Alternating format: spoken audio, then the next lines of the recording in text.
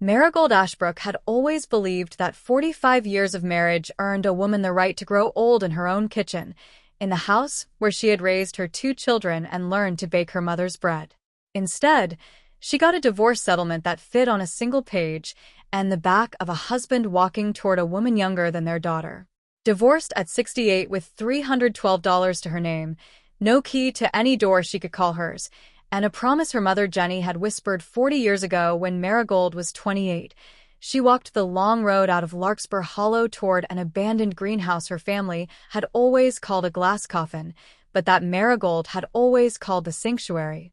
Her ex-husband laughed when she told him where she was going. Her grown son and daughter, climbing into the back seat of his car without a glance over their shoulders, laughed harder. They thought she was choosing the most pitiful place she could find to hide her shame. They thought she was finished. What none of them understood was what waited behind a rusted padlock nobody had touched in 4 decades.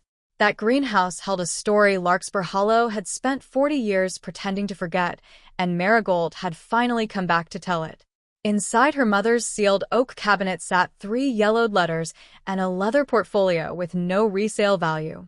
Nobody would have bothered to steal it. But it was going to put the most respected botanist in Vermont on his knees in front of his own faculty before the end of the week, and it was going to put Marigold's name back into the scientific record where it had belonged since 1986. If you have ever been told the truth you lived was a lie you invented, if you have ever watched a powerful man take credit for your life's work and then call you unstable when you asked for it back, if you have ever lost your career and your reputation to a single act of theft you had no way to prove, then stay with Marigold. Her story is going to hand you back something you may have stopped believing in. Before we jump back in, tell us where you're tuning in from, and if this story touches you, make sure you're subscribed, because tomorrow I've saved something extra special for you. Welcome to Dreams Don't Age. The morning the divorce was finalized, it was raining hard enough that the limestone steps of the Larkspur Hollow courthouse had turned the color of wet slate. Marigold stood at the top of them in a navy coat she had owned for 22 years, holding a manila folder of papers and the spare key to a Subaru that no longer belonged to her. Roland had taken the Subaru. The house on Elm Street was now in his name alone. The joint savings account he had been siphoning for 3 years had vanished into a second account she only learned existed 2 months ago, when her lawyer was finally allowed to subpoena the records. He stood at the bottom of the steps under a black umbrella held by Betrayal, the woman he had introduced to their friends as a consultant until the affair became too obvious to keep dressing up. Betrayal was 31 and had already chosen a venue for the next wedding. Roland kissed the top of her head the way he used to kiss the top of Marigold's head on Sunday mornings, back when both of them had still meant it. Sebastian opened the back door of his father's car. Annika was already inside, scrolling on her phone, eyes down. The two of them had drifted out of any real conversation with their mother around the time Roland began telling them she was difficult to live with and was having one of her episodes again. Marigold had never had an episode in her life. She had spent the last 3 years asking small questions about the money, then bigger ones, then the kind of question you only ask once. The version of her that Roland had built in their children's heads was a woman they did not see any reason to defend. Mom. Sebastian's voice came up the steps, flat as a kitchen counter. Dad says we can drop your boxes wherever you land. Just text the address by Friday. She had no address. She had a checking account with $312, a credit card with $40 of room left on it, the navy coat, a rolling suitcase the size of a microwave, and a promise her mother had made on the last clear afternoon of her life.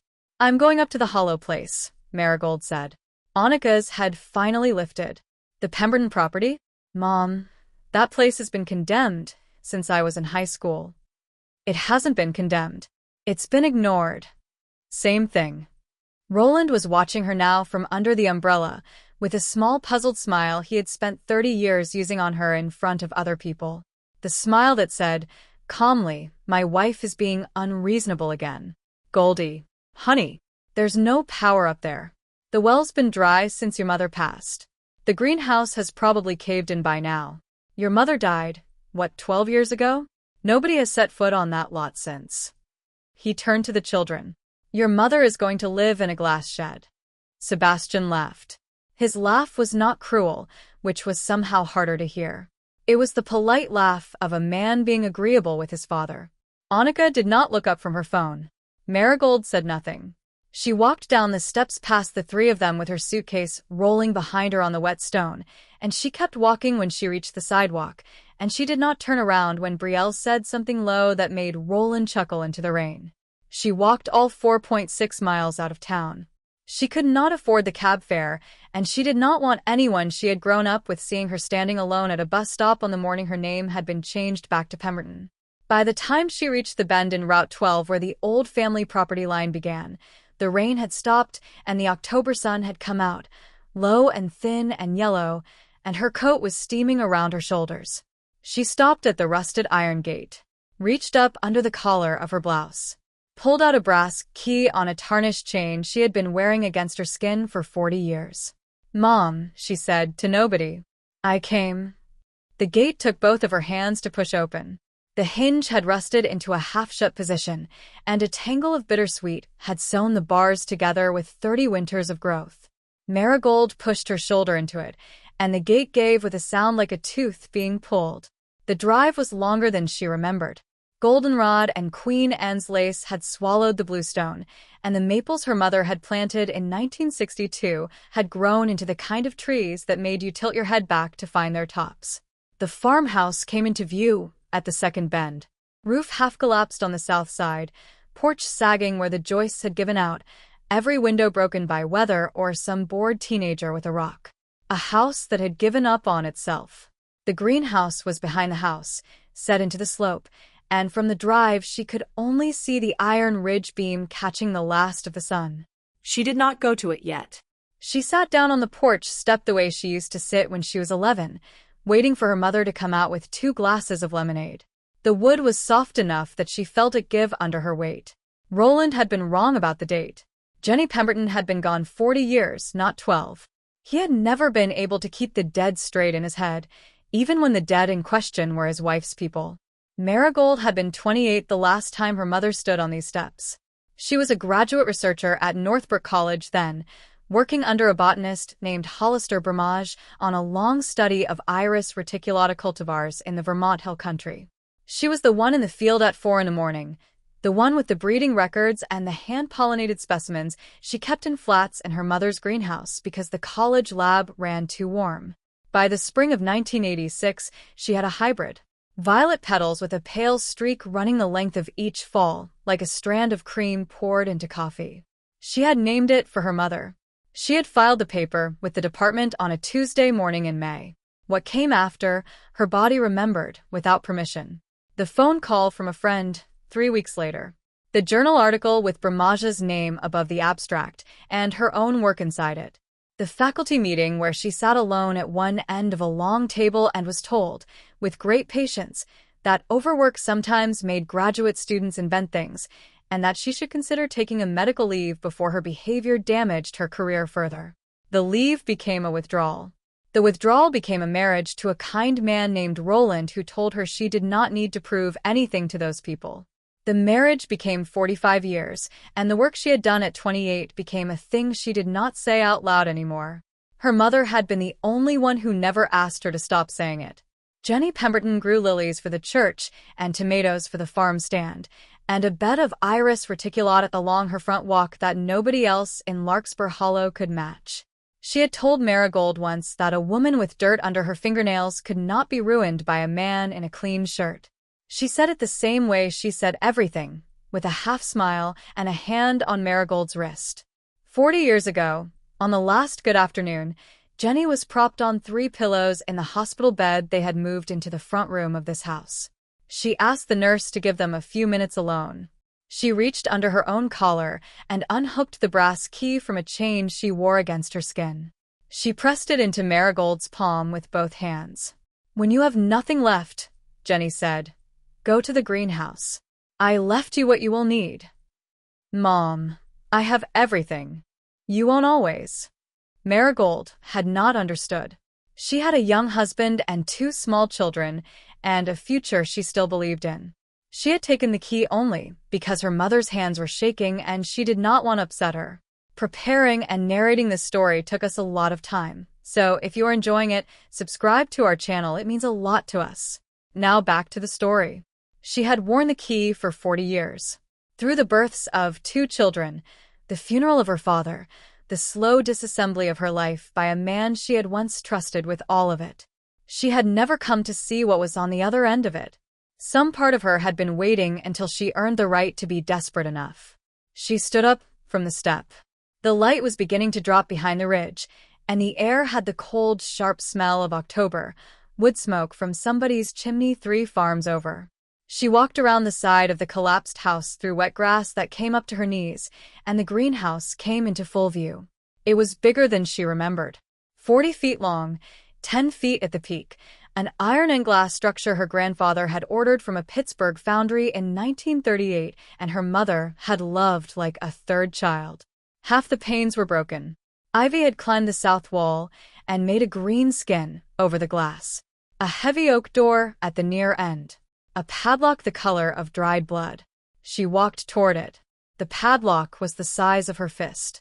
It was the original 1938 hardware, brass under the rust, the kind of lock that had been built when people still believed in locks. Marigold knelt in the wet grass and worked the brass key into it with both hands. The key was smaller than the lock looked like it should take, but her mother had been precise about everything, and the cut was right. She had to lean her whole weight on it. The internal mechanism was packed with 40 years of corrosion, and for a long second, she thought the key would shear off in the cylinder. Then something inside gave. The shackle popped up half an inch with a small dry click, and she sat back on her heels and breathed out for what felt like the first time since the courthouse. The door took longer. The bottom had swollen against the threshold, and the hinges had not moved since the first Reagan administration. She put her shoulder to it and shoved until her hip ached, and finally the door scraped open in a half-arc that left a clean curve in the dirt. What came out of the greenhouse was not the smell she had expected. She had been bracing for rot, the sweet vegetal stink of a closed room full of dead plants. What met her was warm, green, faintly floral, and humid. The smell of a working glasshouse in late summer. She stepped inside. The light was already going, but enough of it came through the unbroken upper panes that she could see what was in front of her, and what was in front of her did not make sense. The plants were alive. Not all of them. A long bench on the right held the brittle skeletons of what had once been pelargoniums, dry as paper, brown as tobacco. A row of clay pots on the floor was furred with white mold. But the center of the greenhouse, the long raised bed her mother had built out of fieldstone in 1971, was a riot of living growth. Heirloom roses she remembered from her childhood, the deep crimson souvenir du Dr. Jamine her mother had nursed through 3 Vermont winters, climbing the iron supports and putting out late blooms the color of arterial blood. A tea olive in a glazed pot, leaves glossy. 2 camellias with buds the size of marbles. And at the back of the bed, in a low clay flat she would have known from 100 yards in the dark, a clump of iris foliage. Strap, leaves the height of her hand. Dormant for the season, but unmistakably alive. The rhizomes thick and pale, where they showed through the soil. Marigold's knees went. She put one hand on the edge of the stone bed and lowered herself the rest of the way down. It was not possible. It was not possible that a sealed greenhouse with no power, no heat, no human hand on it for 40 years had kept anything alive, let alone these things. Camellias did not survive a Vermont winter. Tea olives did not survive a Vermont week. The iris she could believe. Irises were stubborn, but the rest of it should have been a dry brown ruin. She sat with her hand on the cold stone for a long time before she looked up and started to understand. Her mother had not just locked the door and walked away. The greenhouse had been engineered. Above her, running the length of the ridge, was a system she had never seen as a child because it had been added later. A copper pipe, dulled green with age, threaded with smaller branch lines that came down over each bench. At the south end, where the slope of the hillside met the back wall, a heavy stone cistern had been built into the bank. Gennie had run a passive gravity-fed irrigation system off the spring that came out of the ridge above the property. The same spring that had fed the dry well at the farmhouse, which was not dry at all, just disconnected. The vents along the upper sash were on bimetallic strip openers. Old-fashioned, mechanical, the kind you could buy out of a Lehman's catalog. They opened when the air inside got hot and closed when it cooled. No electricity required. No human required. Just sun and weather and a 40-year-old design holding its line. The thermal mass of the stone bed and the cistern would have done the rest. Vermont winters were brutal, but a half-buried greenhouse with a heated mass at its core and a gravity-fed water supply could hold above freezing through most of it. Whatever could not survive that had died. Whatever could had stayed. Her mother had built her a machine. Gennie Pemberton, who had finished the 8th grade in 1932 and gone to work in her father's seed barn at 14, who had never taken a botany class in her life, who had a 6th grader's spelling and a master gardener's hands, had built her dying daughter a machine and sealed it shut and trusted that one day Marigold would walk back up the hill and turn the key. Marigold sat on the floor of the greenhouse in her wet navy coat, and she did not cry, not yet, because the part of her that wanted to cry was being held at a distance by the larger part of her that was beginning to understand. Her mother had not left her things. Her mother had left her witnesses. She looked at the iris foliage at the back of the bed. The leaves were the right shape and the right pale green, and she would not know until spring whether the streak had survived. But the rhizomes were there. 40 years of them. The sun went the rest of the way down. She slept that first night on the stone bench beside the iris bed, with her coat folded under her head and her suitcase against her hip for warmth. She had not planned to sleep there. She had meant to walk back down to the farmhouse and find a corner of floor that was not under the collapsed roof. But the greenhouse was warmer than the air outside, and her body had run out of arguments around 8 in the evening, and she had laid down for a moment to think and woken up to gray dawn coming through the glass. She sat up slowly. Her hip was not happy with her. Her right hand had gone numb under her cheek. None of it mattered, because in the cold morning light, she could see the back of the greenhouse properly for the first time, and she could see the door she had not noticed the night before. It was set into the back wall, half hidden behind a curtain of English ivy that had grown across it in a thick green sheet. The ivy had rooted into the mortar between the stones and spread sideways, weaving itself into a tapestry no one had cut back in 4 decades. If she had not slept the night against this wall, she might never have looked closely enough at the lower corner where one of the ivy stems had come loose and showed the dark line of a doorframe behind it. Her mother had built a workroom into the bank. Marigold pulled the ivy down in fistfuls. The stems were old and thick and resisted her, but the leaves came off easily, dropping in dry handfuls around her feet. After 10 minutes of work, she had cleared a rectangle the size of a child's bedroom door, painted dark green, with an iron latch and no lock at all. Her mother had not bothered to lock the inner door. Whoever made it past the outer padlock was meant to be welcome. Marigold lifted the latch. The door opened inward into a room she had no memory of, which meant Gennie had built it sometime after 1985, sometime in the last year and a half of her life. A small room, maybe 8 feet by 10, dug back into the hill and lined with cedar boards that still held a faint resin smell after all this time. A narrow work table along one wall, 3 shelves above it, a single ladder-back chair, and on the table, set squarely in the center under a sheet of waxed canvas, a cedar chest the size of a banker's box. She crossed the room in 3 steps and stood with her hands on the canvas, and her hands did not want to move. She had not let herself wonder, on the long walk up from the courthouse, what her mother might have left her. She had told herself that the promise had been a deathbed kindness, that whatever Gennie had imagined preserving for her had likely rotted to nothing, that the trip up the hollow road was about having a place to put her body, not about treasure. She had been protecting herself from disappointment by refusing to hope.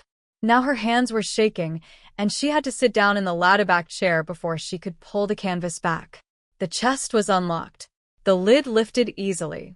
Inside, in tidy stacks, were her mother's botanical journals. 40 of them.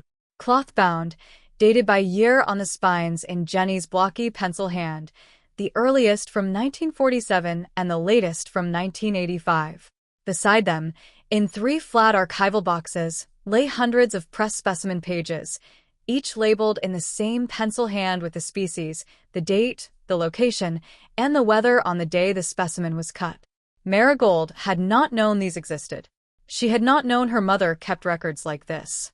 She had thought of Gennie as a woman with good hands and good instincts, not a woman with a 38-year scientific archive. But it was the leather portfolio at the bottom of the chest that stopped her breathing. It was hers. She knew it before she touched it.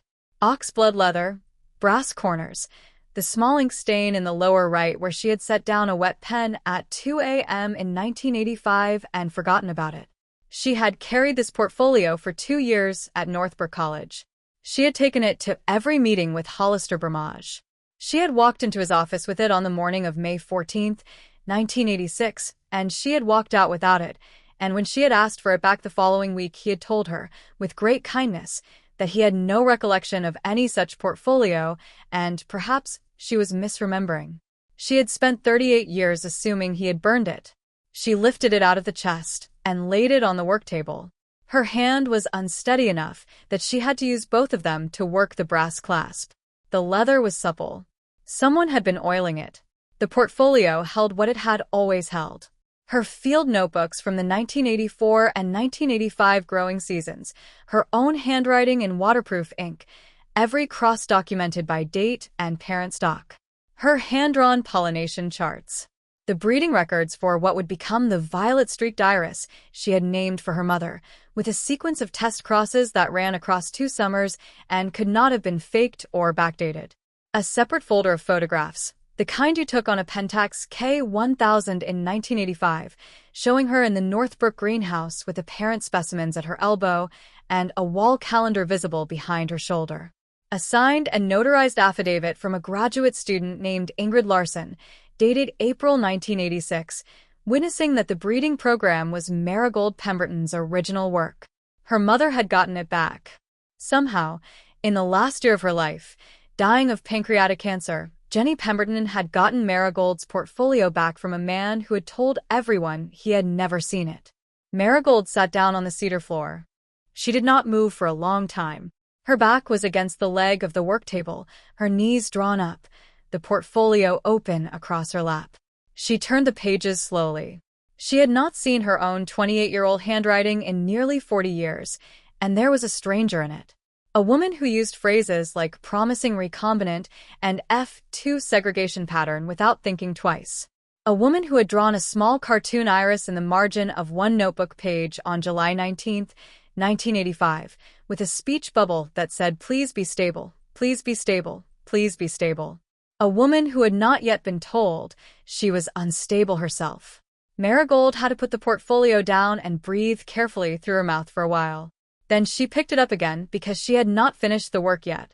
The Northbrook College, she remembered, was a small private liberal arts school tucked into the hills outside Burlington, with one greenhouse, one growth chamber, one tenured botanist, and a graduate program built around him.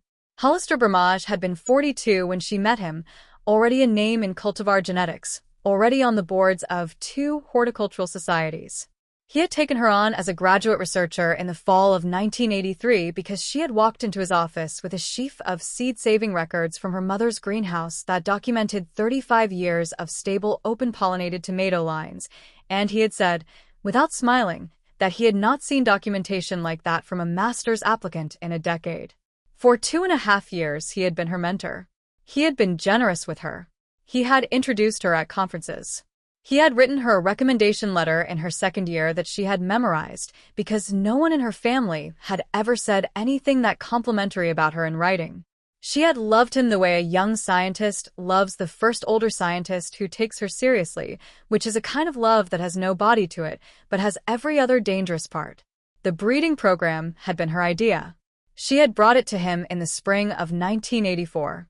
She wanted to work with Iris reticulata, the small early spring iris that bloomed before the snow had finished melting in the Champlain Valley, and she wanted to try to fix a particular streaking pattern that appeared in less than 1% of open-pollinated seedlings.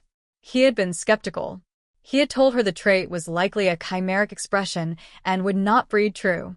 She had asked for permission to try anyway, on her own time, using her mother's greenhouse for the overflow flats. He had shrugged and said it was her career. By the spring of 1986, she had a stable line. 3 generations of consistent expression. A flower that bloomed on cue with a cream streak running the length of each fall, reproducible from seed at a rate of better than 70%. She wrote it up in April.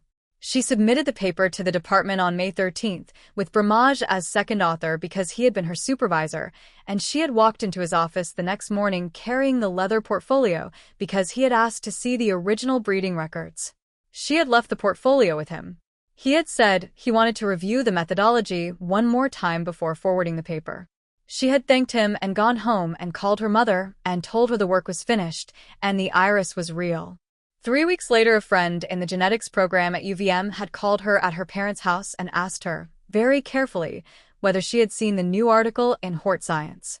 Single author. Hollister Bramaj. Title: A Novel Stable Trait Expression in Iris Reticulata. Methods and Results from a 4-year breeding program. For years.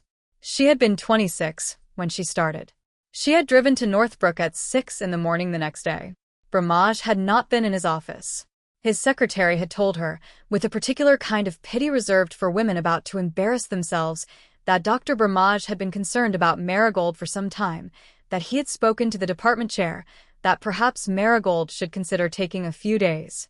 Marigold had asked for the portfolio back. The secretary had said there was no portfolio in the office and never had been. The faculty meeting was the following Monday. She had been called in at the end. 5 men around a table. Bramaj at the far end, looking tired and sad. The chair, a botanist named Whitcomb, had told her that they understood graduate work was stressful, that overwork sometimes led to a kind of confused thinking in which a researcher came to believe she had originated work that she had in fact only assisted with, that the department had no record of any independent breeding program in her name, and that they were prepared, out of respect for her family and her future, to allow her to take a medical leave rather than face a formal hearing on academic dishonesty. She had said, slowly, that she had 3 years of original notebooks. She had said she had photographs. She had said her supervisor had taken the portfolio from her office on May 14th and was lying about it. Bramaj had looked at his hands. The chair had asked her, gently, where these notebooks were. She had said in Bramaj's office. The chair had said the office had been searched. There were no such notebooks. She had withdrawn from the program 3 weeks later, married Roland the following spring, and never published a paper again. She had told Roland the whole story on their second date. He had held her hand and told her he believed her. 6 months into the marriage, he had asked her, gently, whether it was possible she had been working too hard. She had to stand up and move around the workroom for a while before she could go back to the chest. Her body was holding 38 years of swallowed argument, and the argument wanted out. She walked the small room 4 times. She put her palm flat against the cedar wall and pressed until her fingers went white. Then she sat back down at the work table and lifted the journals out of the chest, 1 stack at a time, until she found what she had not let herself look for yet. There were 3 envelopes pressed flat between the pages of the 1985 journal. Cream paper, slightly foxed at the edges, addressed in 3 different hands to Mrs. Genevieve Pemberton, Larkspur Hollow, Vermont. None of them had postmarks. They had been hand-delivered. She opened the first one. Mrs. Pemberton. I worked as Dr. Hollister Bramaj's research assistant from September 1984 through August 1986. I was the second name on the door of the lab and the person responsible for keeping the cold storage logs. On the morning of May 14th, 1986, your daughter walked into Dr. Bramaj's office at 8:42 a.m. carrying an oxblood leather portfolio. I made a note of the time because I was waiting to speak with him about an order form. She left at 9:11 a.m. without it. After she left, I saw Dr. Bramaj carry the portfolio into the inner storage closet, the one that locks separately. 2 days later, he asked me to help him photocopy a set of breeding records. The handwriting was your daughter's. He told me he was preparing them for an article. He told me the work was a collaboration. He told me your daughter was not well and might not be returning to the program. I knew what I had seen. I knew the signature on those notebooks.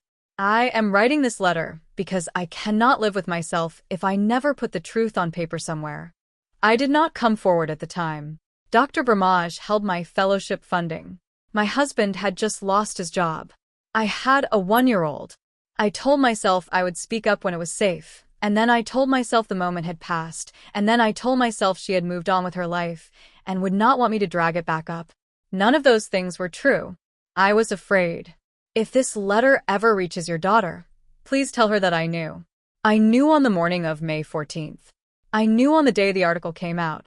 I knew at the faculty meeting where I was not allowed to be present but where my office was 3 doors down and the door was thin. I knew, and I said nothing, and I am sorry. Ingrid Larson, October 8, 1986. Marigold read the letter twice. She held it against her chest for a count of 10. She set it down and opened the second envelope. Dear Mrs. Pemberton, my name is Wendell Crocker. I am a junior faculty member in the biology department at Northbrook College, second year, on tenure. I was present in the meeting on May 19, 1986, where your daughter Marigold was asked to take a medical leave from her graduate program. I am writing to tell you that the meeting was a setup. Bramage came to my office the Friday before.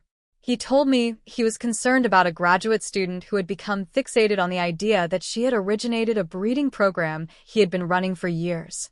He asked me to attend the meeting as a junior witness to lend the proceedings the appearance of due process. He told me my presence would be remembered when my tenure case came up. I attended. I sat at the table, and I said nothing. Your daughter walked in carrying nothing but a notebook because the portfolio with her records had vanished from her supervisor's office, which I now believe was the entire point of the meeting being scheduled when it was. She spoke clearly. She named dates. She named specimens.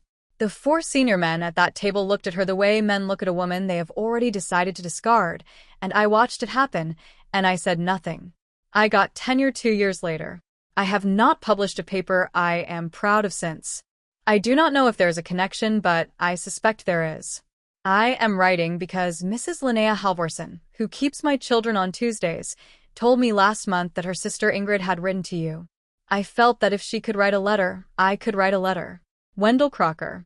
November 22, 1986. The third envelope was thicker than the others, and the handwriting on the front was the one Marigold had been holding in her hands all morning. Gennie Pemberton's blocky pencil. For Marigold. When she comes. She did not open it right away. She held it on her lap and looked at the wall.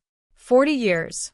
2 witnesses, both willing to put their names on paper, both unwilling to put their names anywhere it would have mattered. She tried to be angry with them. She found she could not be, not the way the morning would have suggested. They had done what frightened people do, and they had done one thing more than that. They had written the letters. They had given Gennie the evidence. They had trusted that an old woman with a stage 4 diagnosis would find a use for what they could not. Her mother had found a use. She slid her thumb under the flap of the third envelope. Inside the third envelope were 6 pages, folded in thirds, written on both sides in her mother's pencil hand. The first line was my Marigold, and Marigold had to set the letter down for a minute before she could keep going. My Marigold, if you are reading this, then I am gone and you have come up the hill the way I asked you to, and I am sorry it took whatever it took to bring you here. I have tried, in the year I have left, to picture every shape this might come in. None of them are good shapes. I am sorry for whichever one it is. I want to tell you what I did and how, so that you do not have to wonder. Ingrid Larson came to see me in August of 1986. She drove out from Burlington with her baby in a car seat. She sat at my kitchen table, and she told me what she had seen on the morning of May 14th. She cried. I gave her tea and a piece of zucchini bread, and I told her she had done a brave thing by coming, and that I would not ask her to do anything else. I have kept that promise. Wendell Crocker came in November. He did not stay long. He left the letter on the table and walked back to his car and waved from the driveway like a man who could not trust himself to stand in a kitchen. I drove to Northbrook in February of 1987.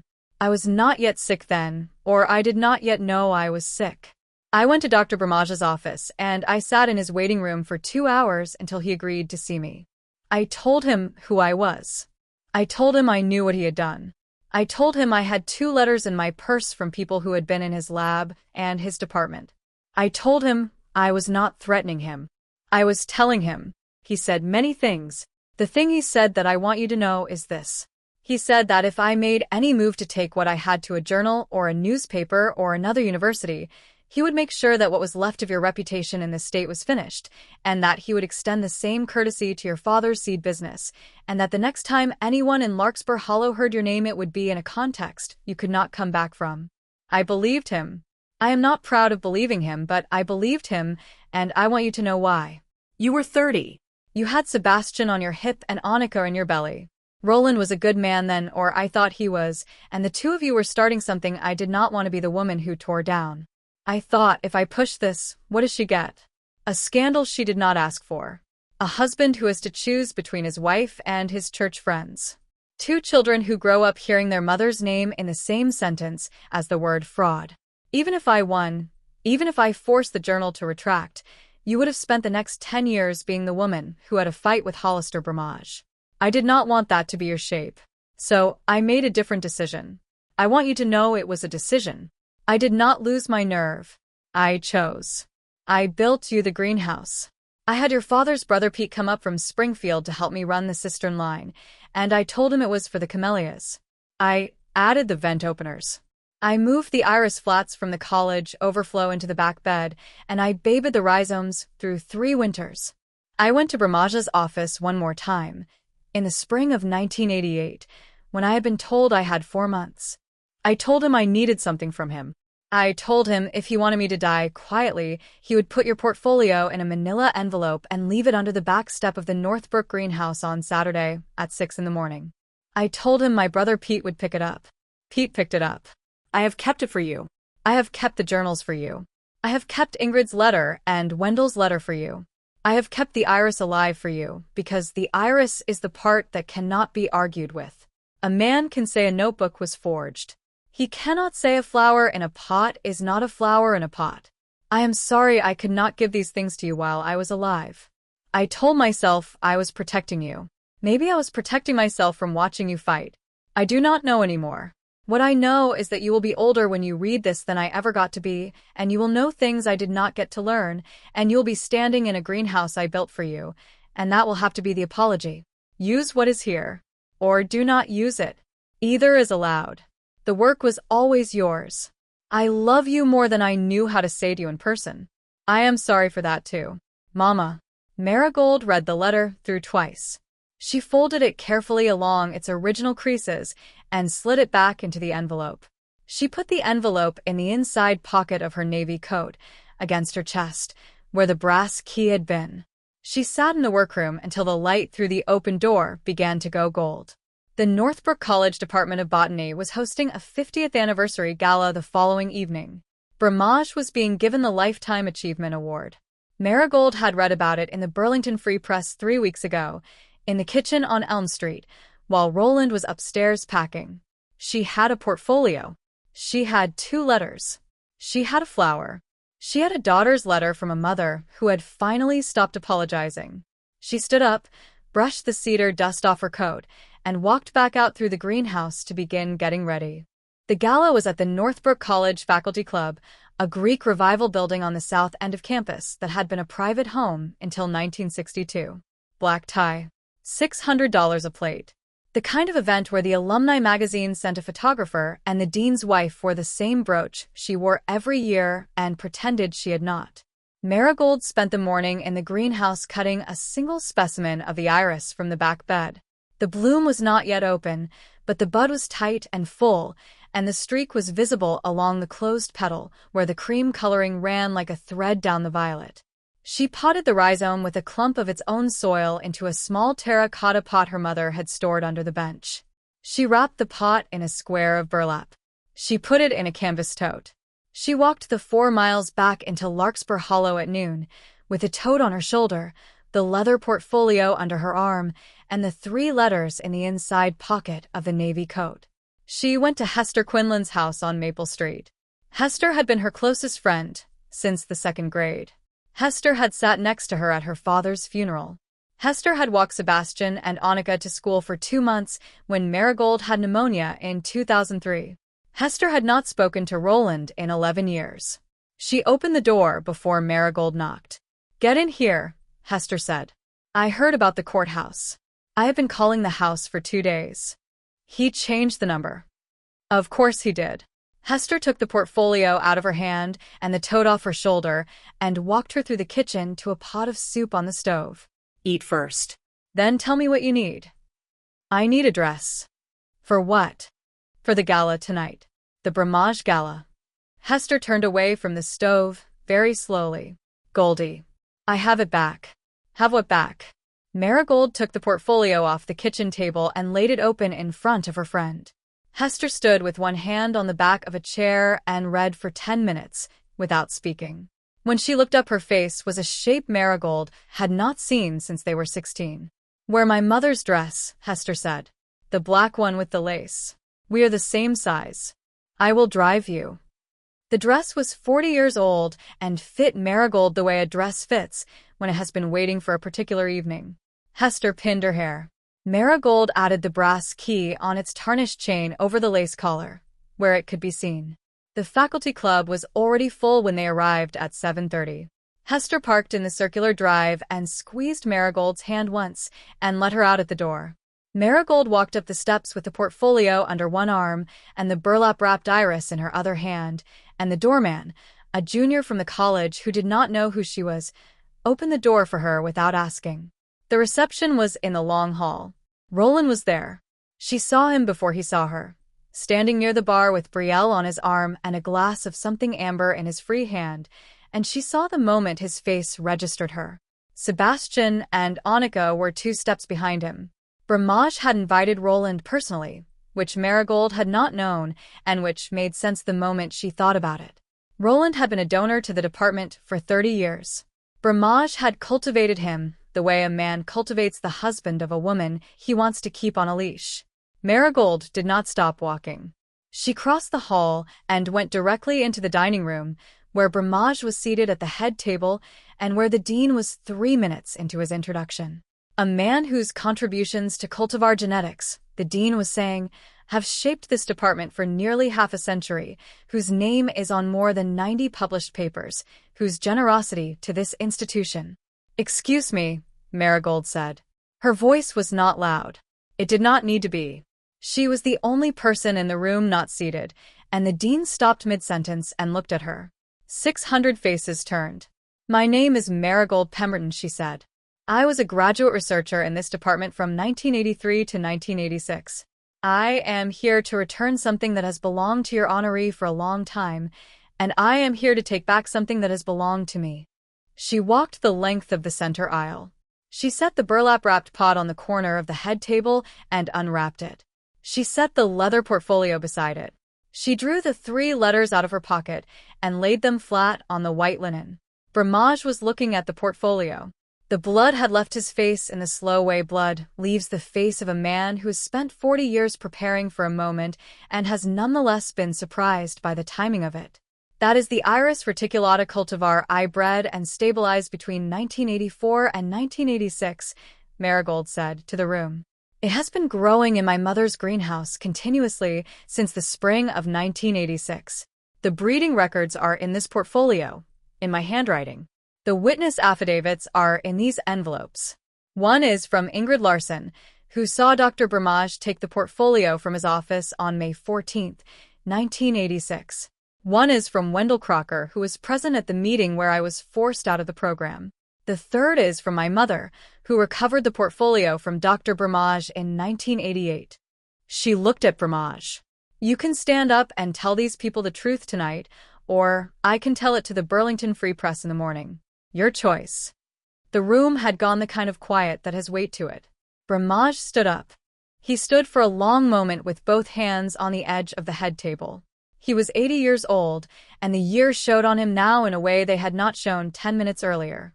His tuxedo was beautifully cut. His hair had been combed by someone who loved him.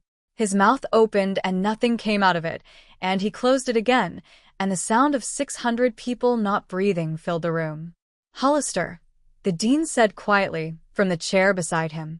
What is she talking about? Bramage did not look at the dean. He was looking at the iris in the terracotta pot. He had not seen the flower in person, Marigold realized, in 38 years. He had only seen it in the photographs in his own published paper, photographs Marigold had taken in her mother's greenhouse on a Pentax K1000 in the summer of 1985. It is exactly, Bramage said, more to himself than to the room, what I remember it being. Hollister. The streak runs the length of the fall. We could never get it to do that consistently in the lab. She got it to do it. She got it to do it on the third try. I told her it was a chimera. His voice was conversational now, almost wondering, the voice of a man who had stopped performing and was talking only to the parts of his own life he had walked past for 40 years. I told her it would not breed true. Sit down, the dean said. Bramage did not sit down. He was looking at Marigold. I took your portfolio, he said. I want to say it in this room. I took your portfolio out of my office on the morning of May 14th, 1986. I copied your breeding records by hand and submitted them under my own name to Hort Science on May 16th. I told the department chair on May 17th that you were displaying signs of academic misconduct and possible mental decompensation. I scheduled the meeting on May 19th when I knew Whitcomb and Howell would be there because I knew they would not push back. I locked the portfolio in the inner storage closet of my office, and I kept it there until April of 1988, when your mother came to see me. Somewhere at a back table, a woman was crying. Marigold could not see who. Your mother sat in my office, Bramage said, and told me she had 4 months to live and she wanted the portfolio back. I gave it to her. I left it under the back step of the greenhouse on a Saturday morning. I told myself I was doing a kindness to a dying woman. I was not doing a kindness. I was doing the cheapest possible thing I could do that would let me keep going. I kept going. I have kept going for 38 years. The dean had stood up. Why? Bramage said, and he was looking at Marigold, but the question was not for her. I want someone to ask me why. Nobody asked. Because she was 28, he said, and she was going to be better than me, and I had already started telling people the work was mine before she finished it because I did not believe she would finish it, and when she finished it I had to choose between being the man who had lied for 3 weeks and being the man who had lied for the rest of his life, and I picked the one that hurt less in the moment. He sat down. He did it slowly, lowering himself into the chair like a man with a bad knee, and once he was seated, he put his face in both his hands and did not move. Marigold stood at the corner of the table with her hand resting on the rim of the iris pot. The room was still silent. Roland was somewhere behind her in the crowd. Sebastian and Annika were somewhere behind her in the crowd. She did not turn to look for any of them. She had not come for them. I would like the published authorship of the 1986 Hort Science paper to be corrected, she said to the dean. I would like the cultivar to be re-registered under its original name. I would like a written acknowledgement from this department. My attorney will be in touch tomorrow morning. Of course, the dean said. His voice had gone hoarse. Mrs. Pemberton. Miss Pemberton. Of course. She picked up the iris in its terracotta pot. She left the portfolio and the letters on the table. She had brought copies. The originals were going home. She walked back down the center aisle with the flower in her hands, and she did not hurry, and she did not look at any face on either side of her. At the doorway to the long hall she had to pass within 3 feet of where Roland was standing with Brielle, and Roland said her name, very quietly, the way a man says a name when he has been told something he is still only halfway through believing. Goldie. She kept walking. Hester was at the curb with the engine running. Marigold got into the passenger seat, set the iris on her lap, and closed the door. Hester pulled away from the faculty club without asking anything. They drove 4 blocks before Hester spoke. Did he confess? He confessed. In front of the dean. In front of all of them. Hester was crying without making a sound. Marigold reached across the console and put her hand on Hester's wrist on the steering wheel, and they drove like that down College Street toward the Hollow Road, and Marigold did not cry, because the part of her that had needed to cry had been doing it for 40 years already, and she was now in the part that came after. The iris bumped gently against her sternum every time the car took a curve. The bud had cracked open half an inch on the drive over. By morning it would be in full bloom. She had her name back. The cell phone video of Bramage's confession was on the Burlington Free Press website by midnight. By Sunday morning a regional NPR affiliate had picked it up. By Monday afternoon, a graduate student in Berlin had translated the captions into German, and an iris breeder in Kyoto had written a long blog post explaining who Marigold Pemberton was and why the cultivar registry was about to need a quiet revision. Northbrook College moved faster than Marigold had expected. The dean called her on Sunday afternoon. The department chair called Monday. By Wednesday, the Lifetime Achievement Award had been formally rescinded. By Friday, the Hort Science article from 1986 had been retracted and refiled under her name, with an editor's note acknowledging the original misattribution and the breeding records as her own. The cultivar was re-registered under the name she had given it in 1985, the one she had never been allowed to publish. Iris reticulata, Genevieve Pemberton. Saoirse Donnelly drove up from Montpellier on the Tuesday after the gala, sat at Hester's kitchen table for 3 hours, and took the case pro bono. The defamation, lost income, and emotional damages claim was filed against Hollister Bromage personally and against Northbrook College as an institutional party. Bromage's lawyers settled in 11 weeks without going to deposition. The amount was substantial. Saoirse described it as enough that Marigold could buy back her mother's land outright, restore the farmhouse, repair the greenhouse properly, live without anxiety for the rest of her life, and still have something meaningful left over. Sebastian came up the Hollow Road on a Saturday in late November. He came alone on foot, the way she had walked it the morning of the divorce. He stood at the gate for a long time before he came up to the porch. She let him in. She made him coffee. She did not make it easy on him. "I should have asked," he said. "Asked what?" "Asked you, Mom." Once. About any of it. "I never did." She let the silence do what silence does. After a while he said, "I am not asking you to forgive me. I am asking if I can come up here sometimes." "You can come up here sometimes. Thank you. I am not your mother the way I was. I am not going to be." "I know. You can come up sometimes." Annika took longer. She came in February, with her 2-year-old daughter Wren on her hip, and she cried in the doorway before she said anything. Marigold let her cry. She did not hurry it. When Annika was finished, Marigold took the baby out of her arms and walked her around the front room, showing her the photographs of the iris on the wall and the brass key on its chain, and Wren pointed at the key and said shiny, and Marigold said yes, baby, very shiny. She did not buy a new house. She rebuilt the farmhouse her father had built in 1949. She kept the original footprint. She put a new roof on it and a new well and new wiring and a kitchen with a south-facing window, and she moved into it in May of the following year. The greenhouse, she repaired pane by pane. She kept Gennie's cistern system. She kept the bimetallic vent openers. She added a second workroom for the young women who began writing to her after the Hort Science retraction, asking if they could come and learn. 3 of them came that first summer. 6 the next. By the 3rd year, there was a foundation, and Saoirse had set up the paperwork, and the foundation had a name. The Pemberton Heirloom Conservancy. Open to women in graduate programs in botany, horticulture, and plant genetics. A 2-week residency. Room and board provided. No application fee. The iris bloomed every March. Marigold gave away rhizomes by mail to anyone who asked. She would not sell them. Wren came up every summer. By the time Wren was 8, she could name every plant in the greenhouse and had her own pair of pruning shears with her initials on the handle. She came up the road on a Saturday morning in June with Annika, and Marigold met them at the gate, and Wren said, before she had even said hello, "Grandma, can I see the new ones?" The new ones were 3 flats of seedlings in the back of the greenhouse. The second-generation crosses Marigold had started the previous spring, the first new breeding work she had done in 38 years. She walked Wren back through the iron and glass door and lifted her up onto the stone bench so she could see into the flats. "What are we looking at?" Wren said, in the serious voice of a small person being trusted with grown-up information. "We are looking at babies," Marigold said. "Some of them are going to be ordinary. Some of them are going to be something we have not seen before. We will not know until they bloom." "How long?"